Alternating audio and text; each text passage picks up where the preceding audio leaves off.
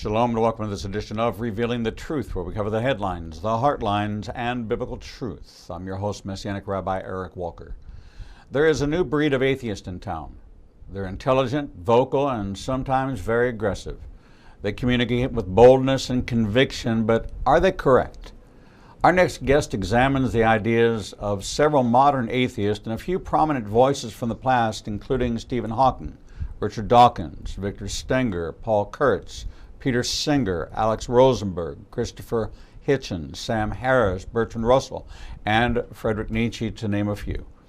Many of them all well known and highly regarded, but does everything they say really make sense? Is their case for atheism sound? After examining what these prominent atheists passionately proclaim, in light of evidence and reason, it seems the case for God's existence emerges stronger than ever. Patrick Prill is an advocate of theism. He earned a bachelor's in business in economics from the University of Memphis and a master's in theology and a master's in church history from Gordon-Conwell Theological Seminary. Joining us now to talk about his new book, Things Atheists Say That Simply Make No Sense, is Patrick Prill. Patrick, welcome to Revealing the Truth. Well, thank you so much. It's an absolute pleasure to be here. I want to tell you, as I readily admit, I know nothing about atheism. It is a concept that I've heard in passing. I know that there's atheists, but I actually think that they must be the most committed, passionate, resolute people in the world to work so hard at refuting what is so tangibly obvious in the world. And I liken it to two people standing back to back at the top of the globe, and their point of view would tell you that they are absolute worlds apart. But in examining the arguments, which are well thought out, but the foundation is so flawed that actually, if they would hold their position but change their perspective, they would be so much closer to the truth because they have researched and gone to such depth of apologetics, atheist apologetics, that they're as close to being a believer. They seem to be maybe easier to win for the Lord than those that have stronger convictions in other religions. Yeah, it seems that I guess your point about how you view the world is a really key point to me, because what is happening and has been happening for hundreds of years, but especially since the late 1800s, mid to late 1800s, has been the shift in worldview. And the shift in the worldview is more of a purely naturalistic view. And since schools are not allowed to talk about God, they're not allowed to, present the evidence in support of the existence of God, the only worldview that most of us were taught in school, and certainly our kids are being taught in school, is just purely one of naturalism. And unfortunately, if that's the only diet that you're fed, and those are the only glasses you view the world through, it's going to be in my view, a limited and distorted view of reality. The people that you quote in this book are of the highest caliber level of intelligence, almost to their detriment. Einstein was a brilliant man, and we quote Einstein on a regular basis. I have a picture of Einstein with my grandfather. It was a reunion from two people from the same part of the world. But even he had an acknowledgement of a God, of something Exactly. that was not random. And so when we look at the late Stephen Hawking, or we take a look at the argument that this was some random occurrence that threw together out of nothing And science refutes, science in its essence refutes that you can make something out of nothing. But yet their argument, and the foundational argument you present in the book from many of them, is that this is a random act of nothing that is pulled together by laws of nature, gravity, or other laws of physics, but the foundation is that it's nothing. Yeah, Stephen Hawking was obviously an interesting person, very, very intelligent. But Stephen Hawking had the perspective that the universe looks designed. And he wrote a book called The Grand Design that really focused on the whole notion that the universe really does look designed. But he had an alternative theory for the explanation of that design.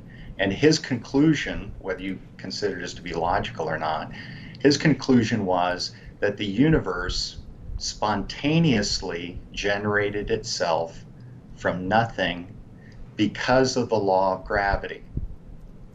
So the whole comment is nonsensical. So first, he's basically stating that nothing had to spontaneously generate a universe.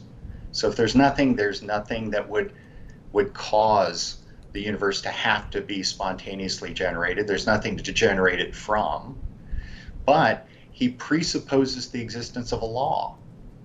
And you go, well, wait a minute, Stephen. If you're presupposing the existence of a law, where did that law come from? And laws are logical.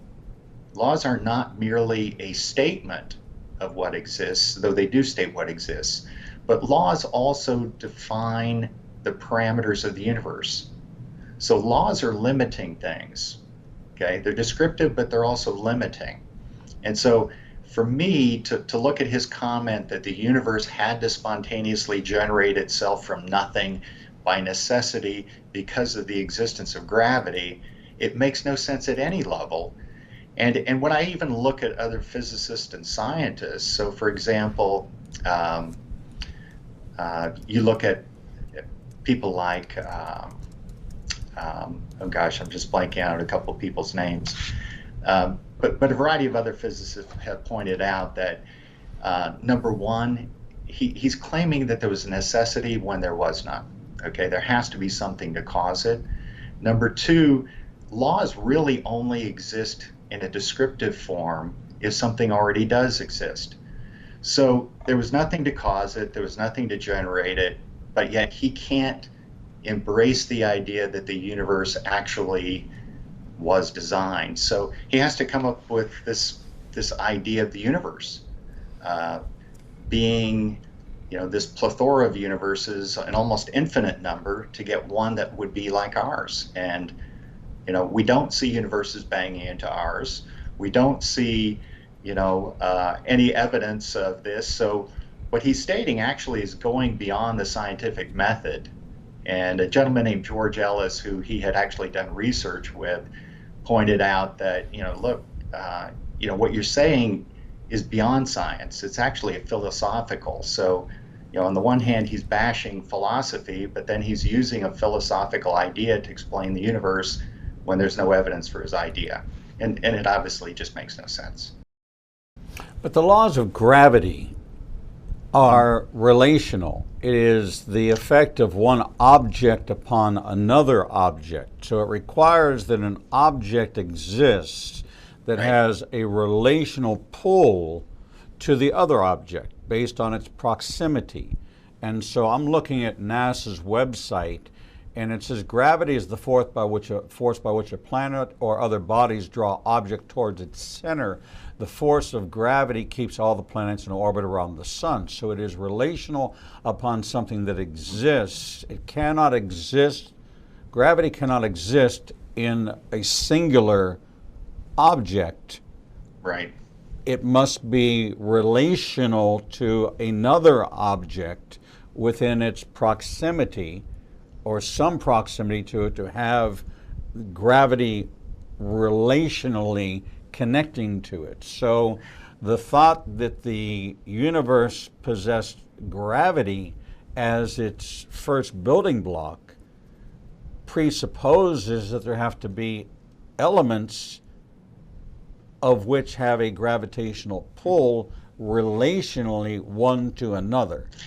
What he is really trying to do is acknowledge, and he acknowledges that there was a beginning, but he's trying to state that there was a beginning without really a beginning. And Peter Atkins does a similar thing. He's an Oxford professor, a professor in chemistry. And so, Peter Atkins states that there was nothing. There was absolutely nothing. But in his book, Conjuring the Universe, he basically says there was absolutely nothing. But this nothing had potential. This nothing had attributes. And I'm going, excuse me, nothing can't have attributes. And then he says that this nothing somehow rolled over. I'm going, excuse me, rolled over? And then he goes one step further and he goes, this something rolled over and it split somehow into positive and negative charges. And I'm going, Peter, you're a brilliant, brilliant chemist. You're a professor at Oxford.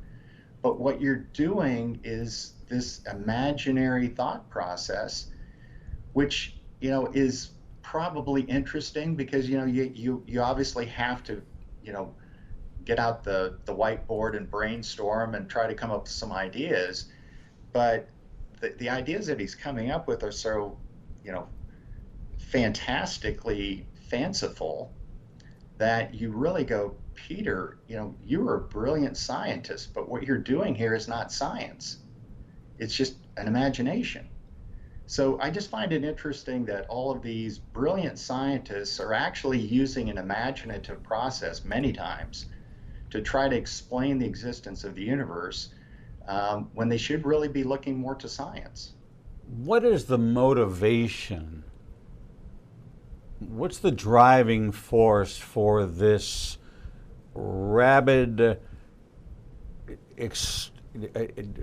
fantastical, imaginary creation of laws of science that make no sense because science doesn't support?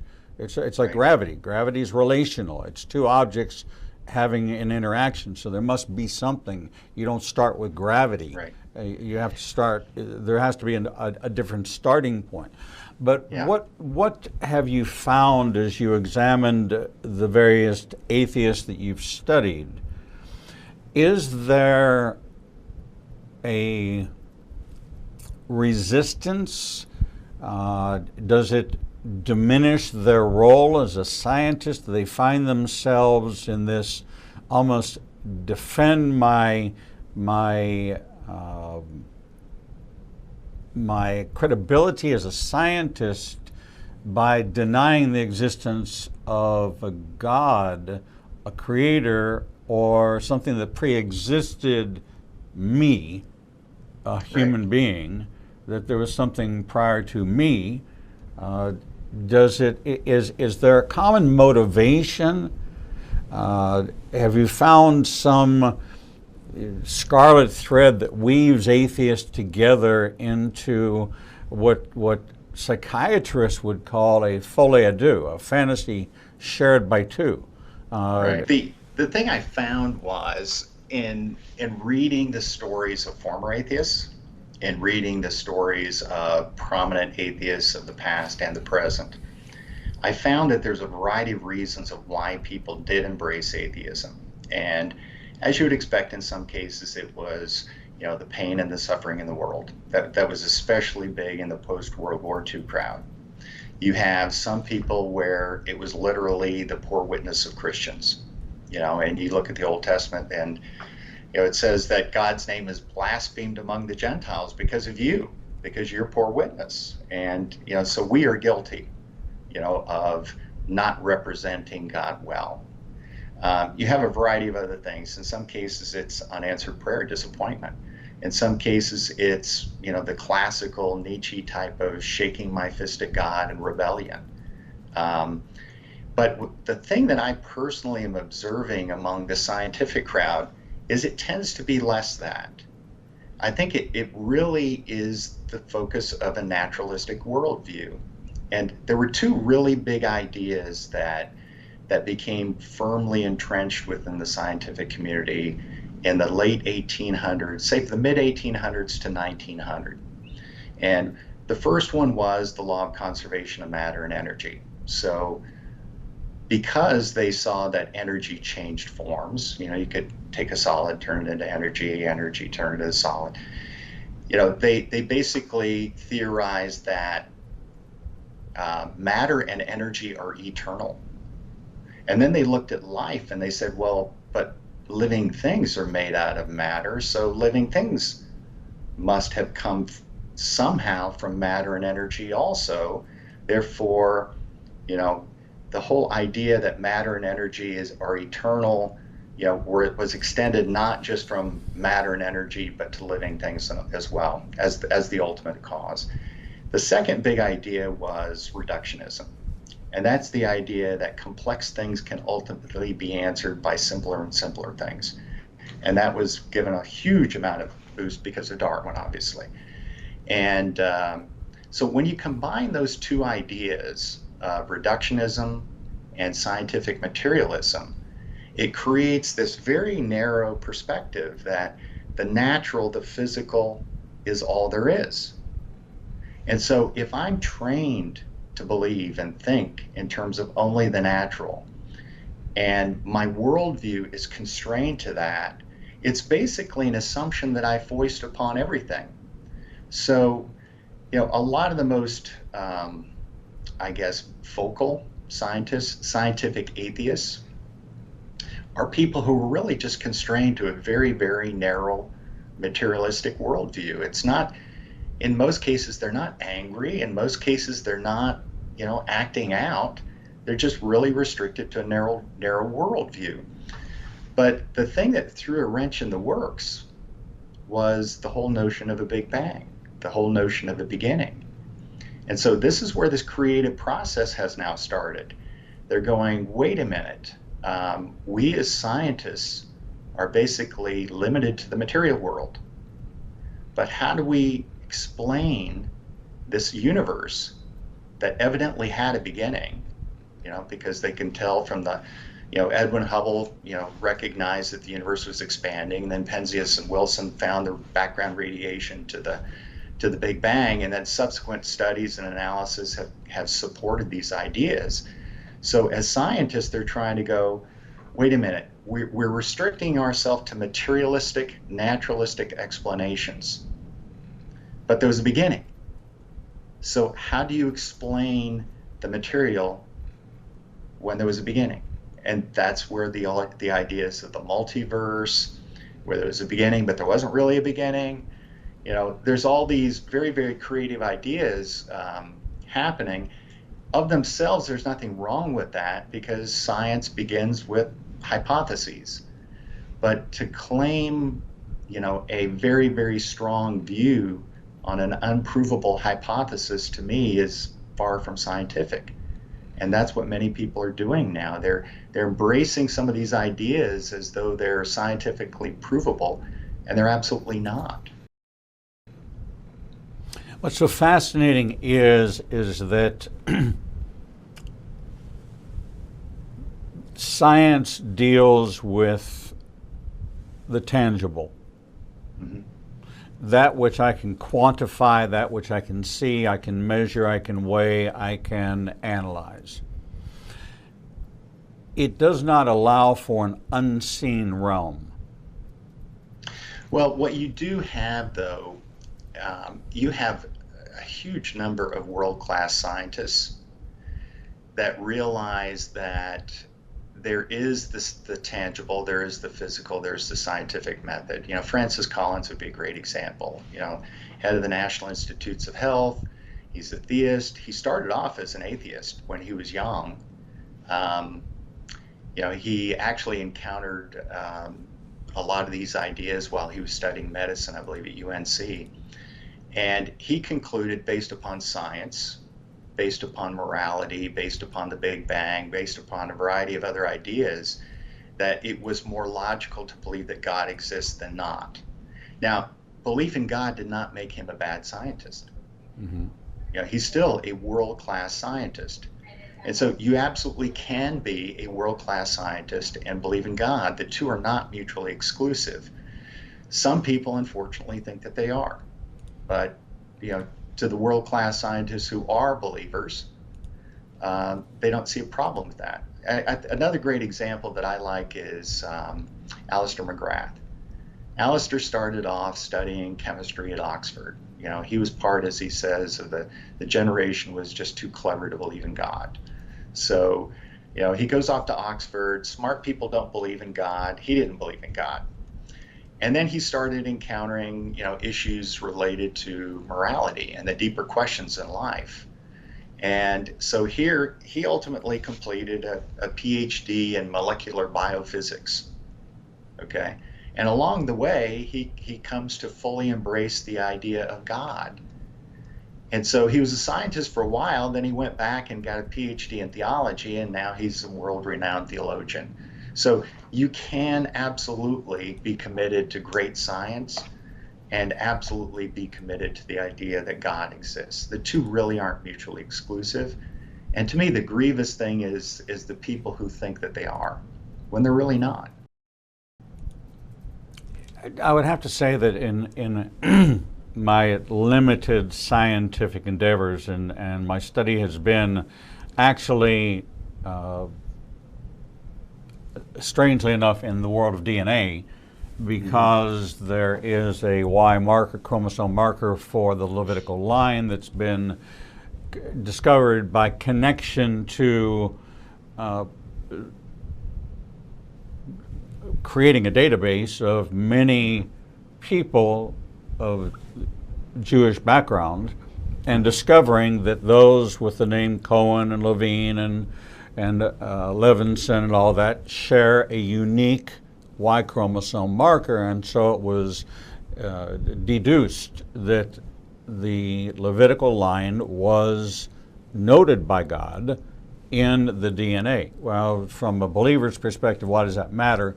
Because it's going to require somebody with that DNA to be the high priest at the time for the calling of Jesus to return. So when you look at anti-Semitism, you look at the prophecy of Genesis 3:15, the enmity between the seed of the woman, seed of the serpent, it makes sense that if you kill the Jews, no high priest, Satan stays, rules the earth. It's very logical, very important.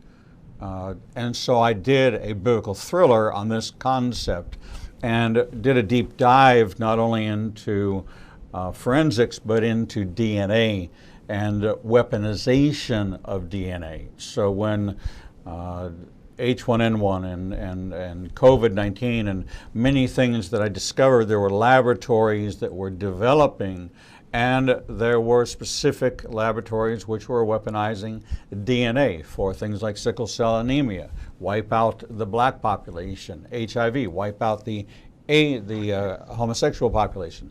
These endeavors, and then there became this non-proliferation agreement between numbers of countries saying, well, we're going to stop weaponizing DNA, but the bad actors are still working in the weaponization of DNA.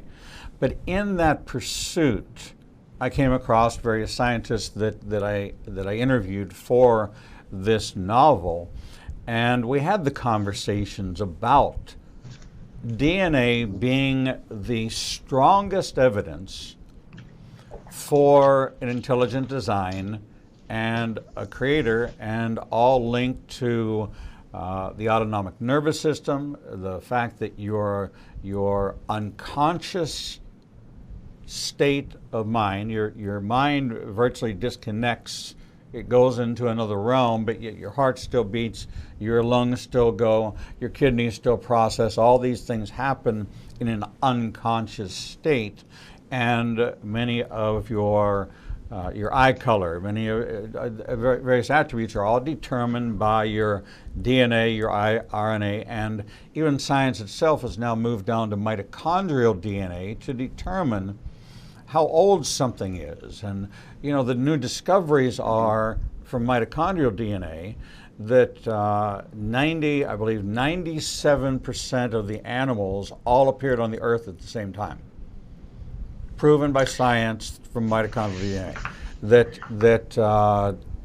I believe the number was 97% or 99% been proven through mitochondrial DNA that we come from one common set of parents of the Adam and Eve. The thing I find fascinating about DNA, and I'll point to Antony Flew as a great example of this. And Antony was one of the world's most vocal atheists for about 50 years. Okay, back in the 1950s, he wrote the most probably popularly quoted atheist essay easily of the last several decades. It's called Theology and Falsification. So Antony claimed that he would have the position of, I do not believe in God, but I am open to evidence. And that was his position for roughly 50 years. Okay. Then, I can't remember the exact year, it's early 2000s, I think it's 2006 or so. He changed his mind. And it caused quite an uproar. And DNA was one of the key factors. And the thing that he pointed out, he actually wrote a book called There Is a God. And the thing that he pointed out is basically, there's 3.1 billion characters of coded information. And then of that 3.1 billion coded characters of information, it contains a language. It contains programs. It contains a database. It contains replication. It contains purpose.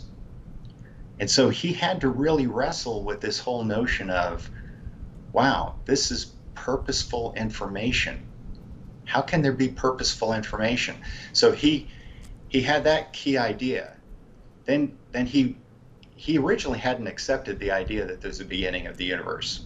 That was a huge factor for him. And another key thing was the fine-tuned laws of nature. So what he had to wrestle with as a philosopher was the universe actually displays intelligence and laws and purposeful information and consciousness. How is that? How is that possible? And the key thing that really got him over the hump, one of them, in addition to DNA, was the laws of nature happened basically at the beginning. So they didn't pre-exist the beginning, right? Because you have to have matter, energy for the laws to exist. So he was going, wait a minute, here we have matter, we have energy, we have laws, we have time, we have space, all coming into existence at the same time. And his ultimate conclusion was there's this fine, not actually even fine, but there's this huge thread that looks like intelligence from the beginning all the way through human consciousness, and especially in human DNA. And these were the ideas that got him over the hump. And he said, basically, I can't continue to embrace the hypothesis of atheism. I have to embrace the idea of theism. And at his death, he was basically then evaluating religions to determine which of these various, theistic ideas was the most compelling. But his story is really an amazing story, and it was DNA that did it. DNA, as he defined it, was the most sophisticated program ever written, and therefore there must have been a programmer. You can't have a program without having a programmer. And so in order for someone to write this code, we don't have the capacity today, even with artificial intelligence, we don't have the capacity today to create something that is of the magnitude of the helical strand of DNA and its component parts with its design, which in its helical, and part of the fascination is in the helix and the interaction between the convergence of the paths that do converge and where they meet and then turn.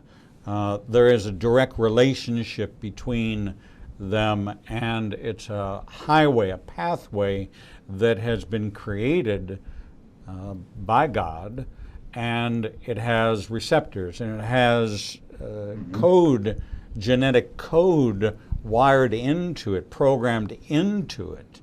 And because we now know that, the concept of stopping dementia or aging or health are things that we do at the cellular level because we understand the cellular design and realize that there is a positive and a negative charge. So the concepts of electrical aspects of an atom and what takes place and all of that, it is not random. Well, and the interesting thing to me, again, in the early 1900s, people like Thomas Huxley were, touting the idea of, protoplasm, for example. So the view was that everything complex comes from something simple. But you look at the cell, and the human cell is far from simple. And Fazil Rana is a biochemist, and he points out, I think, something really, really interesting. But for one cell to exist, it has to have 5 processes, 5 capabilities simultaneously. So it has to have a cell membrane. It has to have a way of taking in energy. It has to have a way of synthesizing proteins. Okay? It has to have a way of replicating DNA, and then the cell has to have the ability to divide. And if it doesn't have those 5 things, it will never be the second cell. So how do you get a cell that has those 5 capabilities simultaneously, without one of them missing? Because if one is missing, you can't have a second cell. And he points out, he goes, look, of itself, this doesn't necessarily prove that God did it or whatever, but he's going, but there's no natural process for any of these things to take place. And he also pointed out, I found pretty interesting, is that for the simplest life forms that we currently observe, okay, the simplest non-parasitic life forms require about 1,300 gene products to exist. Not 2, not 10, not 100, not 250, 1,300. And so what he's trying to point out is the whole idea of purposeful information has to effectively precede life as we know it. So how does purposeful information assemble itself? There's no natural law that requires purposeful information. If everything were random, we would see data that would make no sense, but we would not see purposeful information. And so these are some of the compelling things that when you really strip back the layers of science, whether it's, biology and whether they're, the fine-tuned laws of physics, there's so many layers that are basically, supporting the idea of design at every layer, whether it's the laws, whether it's purposeful information, whether it's a variety of chicken or the egg scenarios. So a classic one is, you need DNA to produce proteins, but you need proteins to produce DNA. Well, how does that work? And then there's processes in the human cell where, you take in amino acids, they're basically folded into proteins, and the proteins that result, are the output. But those proteins are actually needed as inputs into the process. So how do you have a circular process that actually begins? So again, these are just some of the things that Fazil Rana points out as a biochemist. And, I have to acknowledge that, these things actually look pretty designed to me. What's so interesting is that one of the most memorable TED Talks I ever heard, it absolutely blew me away, was a doctor of infectious disease, gave a presentation on bacteria and antibiotics. And the premise was that your body has inside of it all kinds of horrible bacteria. You have pneumococcal bacteria, you have typhus bacteria. I mean, you have all kinds of bacteria inside of you. So when you cut your hand and it gets infected, why does it get infected? And so the analysis is that bacteria actually communicate. They're distributed throughout the body, and at an opportunity, it will send a signal out to other bacteria to rally to that location to multiply and cause an infection. So there's a communication system within the bacteria that lives in our bodies. So rather than create an antibiotic to kill it, she had developed and was developing a pill which would send a signal to bacteria, kind of like the Jedi Master saying, everything's fine, nothing to see here, and break the communication process saying, nothing's going on. You cut yourself, nothing gets mobilized to the site. You apply a bandage, it heals, it cuts down, eliminates infection because the bacteria is not mobilized because the communication system is either jammed or a false positive, a false negative, or a false signal is sent out to it saying, hey, nothing to see here, everything's okay. Well, as she further explained this, she then began to talk about cancer, and cancer cells have a communication system. And so it was at the cellular level that like objects, fundamental idea of science, like objects attract like objects. And so as she did this analysis, said we're approaching this all wrong. We're trying to kill it when tomorrow I could kill it all today, but tomorrow, the minute I come in human contact, I'm going to reacquire it. The minute I digest food, I'm going to reacquire. I'm bringing it into my body because it's a natural balance that it must exist there. It must strike this balance, and a healthy person has this right balance. But the bacteria that's in me, there's good bacteria, there's bad bacteria, and it coexists until it communicates the signal. And that was so fascinating to me that communication is one of the things that distinguishes us from inanimate living objects, trees, living, but non-communicative, in a way that we understand. I do believe that they resonate.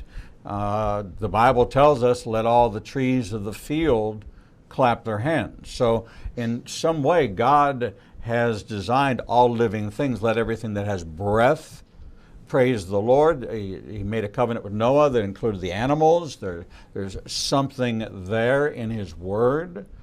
And if you take the Word of God and you analyze just the prophecies, there's about 2,500 prophecies contained in the Old and New Testament, of which quantifiably over 2,000 have been fulfilled exactly as they were described.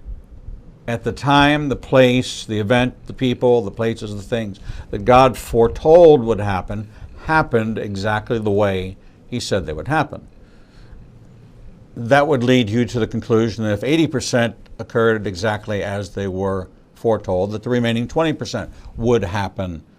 That's reasonable, logical. 80% probability, very high probability, especially in the scientific world. That's what we're dealing with COVID. Anything above 80% immunity is good. So here we have this solid evidence transcribed of something that is foretelling the future and happening, which is evidence of...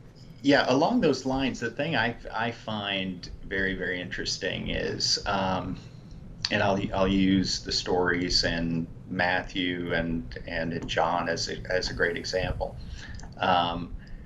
It's like Jesus was sort of like the story about Babe Ruth, right? So, Babe Ruth pointed, I think it was at the Red Sox game. I can't remember the exact details of the story, but he didn't just point over the fence. He pointed to the specific spot where he was going to hit the ball over the fence.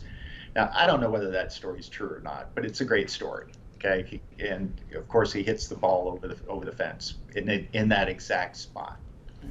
But that's effectively what Jesus did. Jesus said, I'm gonna be killed. I'm gonna spend 3 days in the grave, and I'm getting out, and you're gonna see me. And I find it interesting that Jesus spent far less time claiming who he was, and he spent far more time demonstrating who he was. So, all of his miracles, the authority over sickness and disease, over nature, he demonstrated who he was. And he also demonstrated who he was through fulfilled prophecy. So when you look at all of the various types of evidence, and this is where we as Christians would not agree with the claim that, people who believe in God, are basically simpletons that, have an unfounded faith. That we, claim that they claim in many cases that, science is based upon fact and religion is based upon faith. And their implication is unfounded belief. But what we believe is not based upon unfounded things. It's based upon historical evidence. It's based upon prophetic fulfillment. It's based upon many things. And in fact, Paul went to, the Athenians, and he's reasoning with them. He's not just saying, hey, I got a great story for you guys. I hope you believe it. Right. It's like the thing I find wonderful when you really dig into history, when you dig into science, when you dig into morality, is as you peel back the layers, it actually supports the existence of God. And I think the reason why many atheists, Christopher Hitchens is one, would attack, the existence of Jesus is because to him, since about 33% of the planet are classified as followers of Jesus, that if I can disprove that Jesus is God, I have obliterated the belief of roughly a third of the people on the planet. And I think that probably was his motive. He had a real big chip on his shoulder about religion in general. And so his book, God is Not Great, really had far less to do about God than it did about religion. But I think that was probably his motive of, strike at Jesus. If you strike at Jesus, you strike at the belief of a third of the people on the planet. But Christopher, these people's beliefs are not based upon thin air. They are based upon evidence. They're based upon reason. There are reasons why we believe what we believe. We're not all simpletons. And I think Christopher Hitchens, he had a lot of ranting and raving, in some cases for good reasons. But then you have Richard Dawkins, who kind of picks up on the same theme of, intelligent people don't believe in God, and people who are less intelligent do. And my response to that one, which I think is very relevant to most Americans, is that when you look at the data, something like 90 to 93% of people in America believe in God or higher power. Okay, so we're a fairly educated country. 90 to 93% people believe. Then you look at college graduates. Well, 89% believe in God or a higher power in America. And then, what about college professors? And it turns out that about 75% of undergraduate college professors believe in God.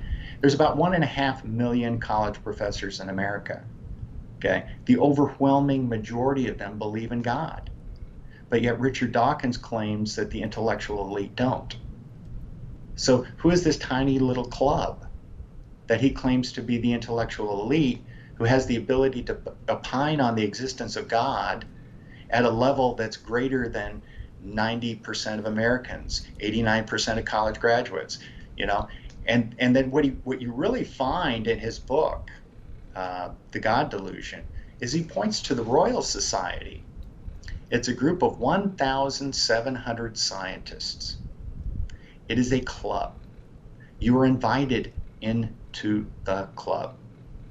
So it's something like 79% of that club does not believe in God. But you have to create a very small club to find 79% of people who don't believe in God. And to me, that doesn't prove that God doesn't exist. What it proves is, it seems that it could be a requirement to be in the club, and if it's not, it's certainly subject to some kind of selection bias. Because my guess is if you took, 79% of theologians do believe in God.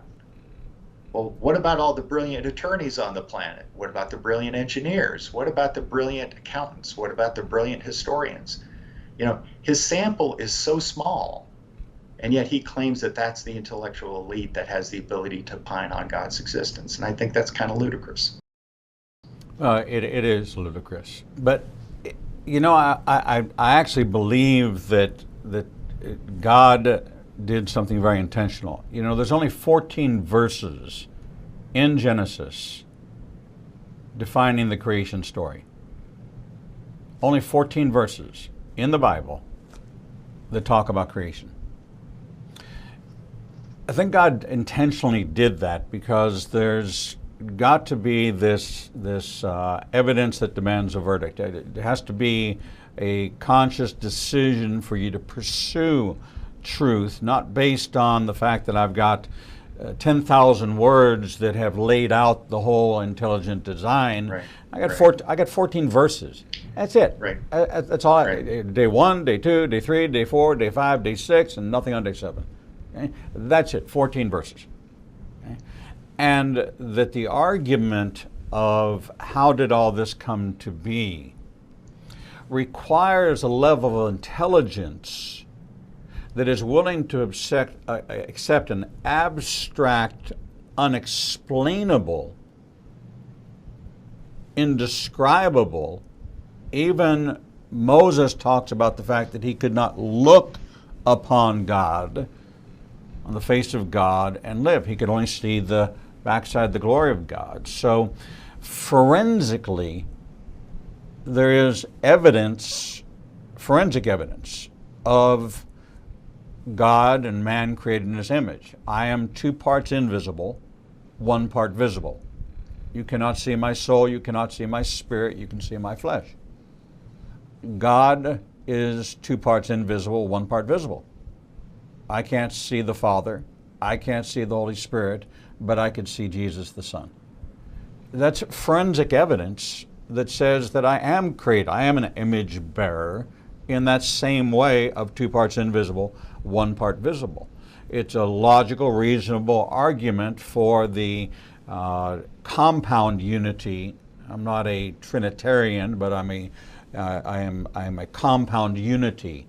In the Hebrew mind, it's a one, but it's like a bunch of grapes. One bunch, many parts. Family, one family, many members. But distinct persons kind of goes against that one God concept, and Constantine did it rather deliberately in the 3 persons scenario, which brought a whole lot of confusion to, okay, who do I pray to, who has power, who has authority, and then lots of confusion. And so Jesus tried to clear it up by saying, well, here's who you should pray to. You need to just pray to the Father. You don't pray to me, you don't pray to, you pray to the Father through me as an intercessor. And so we were never instructed to pray to Jesus. We were never instructed to pray to the Holy Spirit or pray to His mother. I know that my Jewish mother would love for me to pray for her. And she probably thinks her son is God, but that's just a Jewish thing and cultural. Yeah, I actually spent a fair amount of time looking into the whole, prayer aspect of, early Christianity. And it wasn't until at least the 5th century that you see any reference at all to anybody praying to Mary. Right. It just wasn't present in early Christianity at all. And that's a separate, very big subject. But the thing I do love is I love the historical aspect of the evidence that supports God's existence. The scientific is huge, and again, it's like I am a big fan of science. I'm a huge fan of history, and I'm very thankful for scientists. I'm thankful for all the people who came up with these COVID vaccines, and I pray that they all work at 100%. We need scientists, and there are a lot of world-class scientists who do believe in God.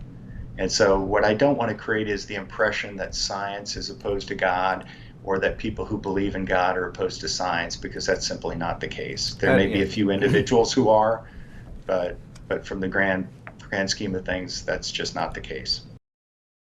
I think this is a very important work because it's something we overlook. Although I think percentage-wise, you say it represents about 3%, and then you move into the agnostics. But nevertheless, people will encounter an atheist in their life that are going to argue for science refuting this. And I think that every believer needs, like I said, I was woefully uneducated, woefully unaware.